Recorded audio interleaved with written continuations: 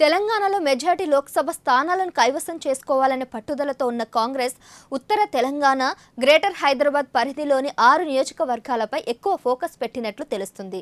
CM Revanth Reddy ఈ లోక్సభ స్థానాల పరిధిలో ప్రచారం ఉధృతం చేయడంతో పాటు పార్టీ అగ్రనేతలు రాహుల్ గాంధీ, ప్రియాంకల ప్రచార సభలను కూడా ఎక్కువగా ఈ స్థానాల్లోనే ఏర్పాటు చేశారు.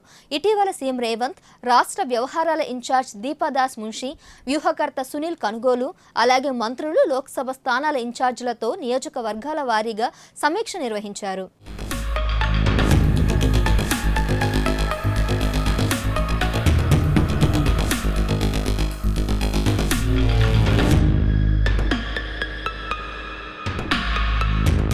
ఈ సమావేశంలో తాజా సర్వే అంశాలు, ఇన్ఛార్జీల నివేదికలపై చర్చ జరిగింది. ప్రచారం, నాయకుల మధ్య సమన్వయం, ఏ వర్గాలపై ఎక్కువగా దృష్టి పెట్టాలనే అంశాలపై చర్చించినట్లు తెలుస్తుంది. రాష్ట్రంలోని 9 లోక్సభ స్థానాల్లో పార్టీకి ఆధిక్యం ఉందని వ్యూహకర్త సునీల్ కనుగోలు రిపోర్ట్ ఇచ్చినట్లు సమాచారం. మరో 6 చోట్ల గట్టిపోటీ ఉందని, నువ్వా నేనా అన్న పరిస్థితికి వచ్చామని, ఈ స్థానాల్లో బాగా పనిచేయాలని సూచించినట్లు సమాచారం. దీంతో ఆ 6 స్థానాలపై కాంగ్రెస్ మరింత ఎక్కువగా ఫోకస్ పెట్టినట్లు తెలుస్తోంది.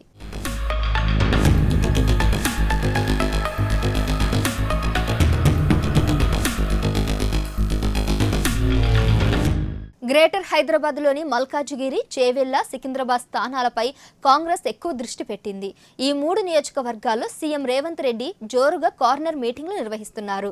అటు రాహుల్ గాంధీ, ప్రియాంక సైతం ఇక్కడ ప్రచారం నిర్వహించేలా పార్టీ ప్లాన్ చేసింది. అటు జహీరాబాద్, నిజామాబాద్ నియోజకవర్గాలపైన కాంగ్రెస్ ఫోకస్ పెట్టింది. ఈ నెల 10న ప్రియాంక గాంధీ జహీరాబాద్ పరిధిలోని ఎల్లారెడ్డి, చేవెళ్ల పరిధిలోని తాండూరు, మహబూబ్నగర్ పరిధిలోని షాద్నగర్ సభల్లో పాల్గొననున్నారు.